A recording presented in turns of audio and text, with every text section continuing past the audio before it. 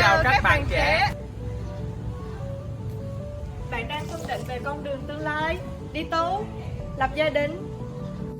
Bạn biết gì về dòng nữ Piarist? Và dòng linh mục Piarist. Piarist Họ là ai?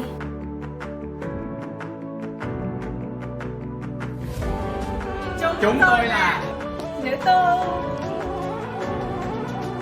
tu sĩ, được người gọi dấn thân trong các trường học đạo đức. Chúng tôi sống lên đạo, giáo dục trong kiến thức và đức tin. Sứ vụ của chúng tôi giáo dục làm trọng tâm. Hãy đến mà xem. Welcome to Piarist.